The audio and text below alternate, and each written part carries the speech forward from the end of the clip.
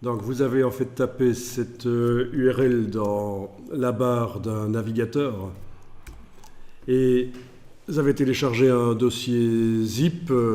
Sur le Mac, en double-cliquant sur lui, il se dézip, le dossier se crée à côté. Sur le PC, il faudra faire un clic droit, extraire ici.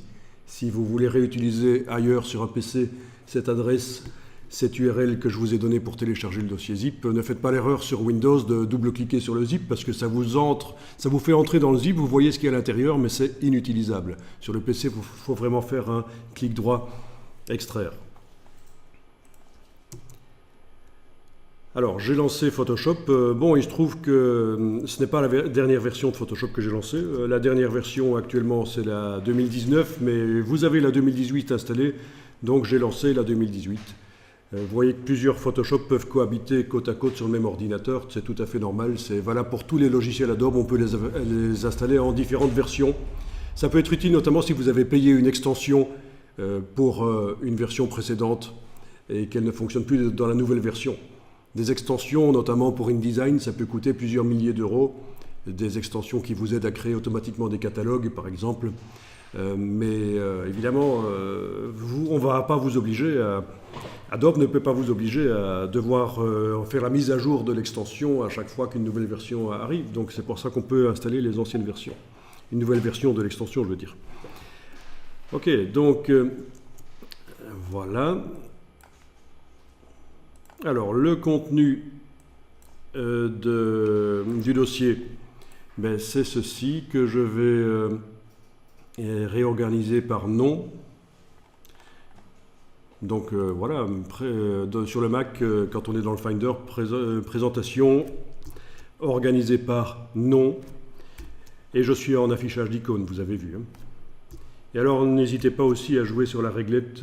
Si vous avez un OS récent, vous avez la petite réglette en bas qui vous permet de modifier la dimension des icônes.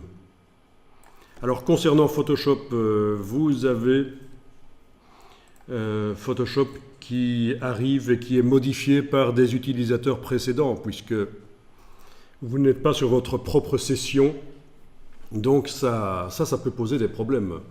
Donc on va remettre Photoshop à 0 quand même. Alors je vais aller voir dans les préférences générales ici.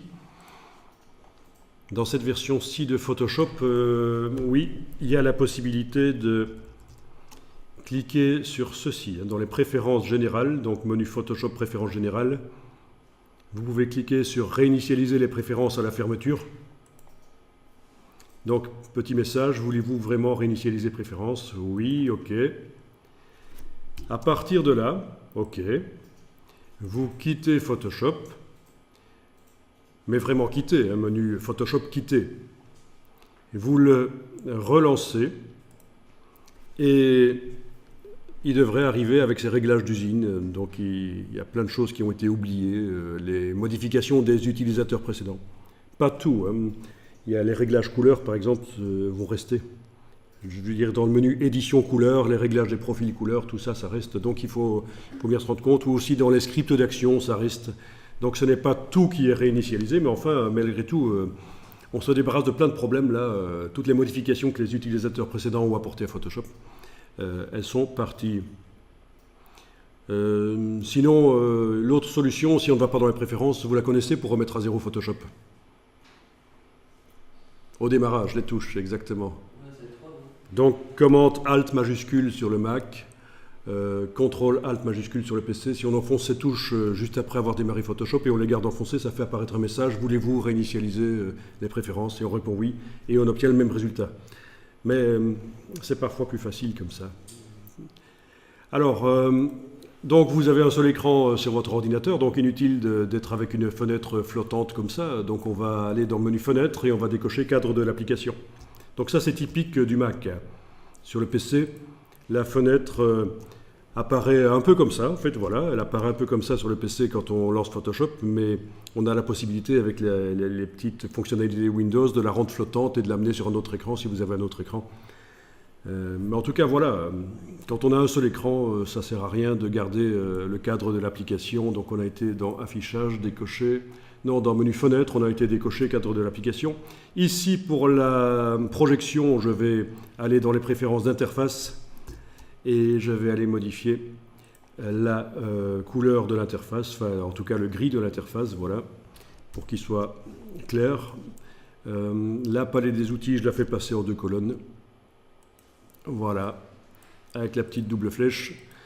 Bien sûr, si vous avez fermé la palette des outils par erreur, il va falloir aller la récupérer dans le menu Fenêtre, tout en bas, Outils.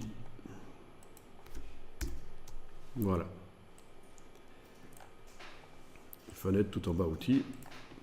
Ben, nous voilà relancés dans Photoshop et on va donc aborder aujourd'hui la retouche d'image.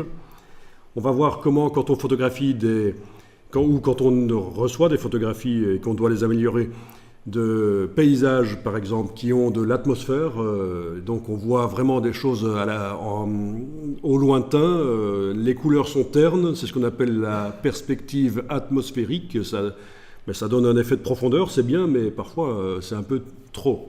Et on va voir comment rapidement se débarrasser de ça dans Photoshop. En fait, il y a deux solutions. Je vais vous montrer la solution qui existe depuis très longtemps.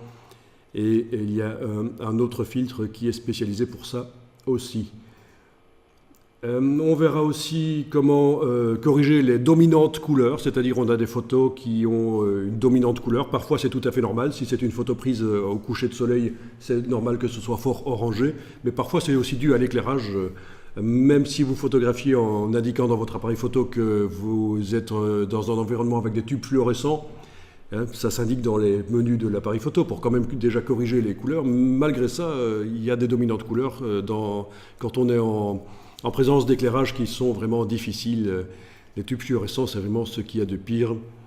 Donc on verra comment corriger les dominantes couleurs, mais aussi donner une ambiance couleur aux photos, changer l'ambiance couleur un peu.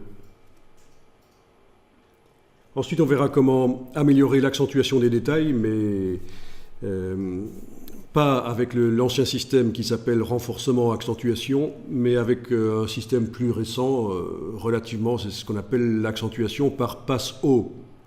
Je vous expliquerai ce que ça veut dire passe haut, et vous verrez la technique. Il s'agira de créer différents calques qui nous permettent vraiment, dans les photos, de faire ressortir le détail. Et ce qui est bien, c'est que ça fonctionne sur des photos qui ont beaucoup de pixels pour l'impression, mais ça fonctionne aussi sur des photos pour un affichage sur Internet avec peu de pixels. Il suffit d'adapter le réglage.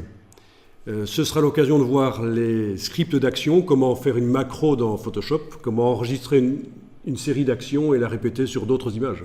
Comme ça, les calques nécessaires pour faire le passe haut, vous ne devrez le faire qu'une fois, et puis après, pour les autres images, il suffira de cliquer sur le bouton de lecture du script et Photoshop fera les calques pour vous tout seul.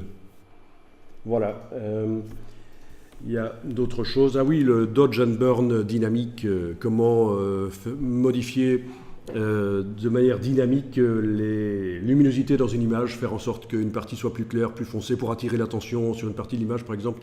Mais comment le faire de manière dynamique, ça veut dire modifiable, pas quelque chose qui est définitif. On ne modifie pas les pixels de manière définitive. Et c'est ça que ça veut dire en infographie dynamique, ça veut dire que ça reste modifiable. C'est ce qu'on appelle aussi le non destructif. Et après, j'ai encore du programme, des choses, plein de choses, mais ça devrait déjà nous occuper pas mal, ça.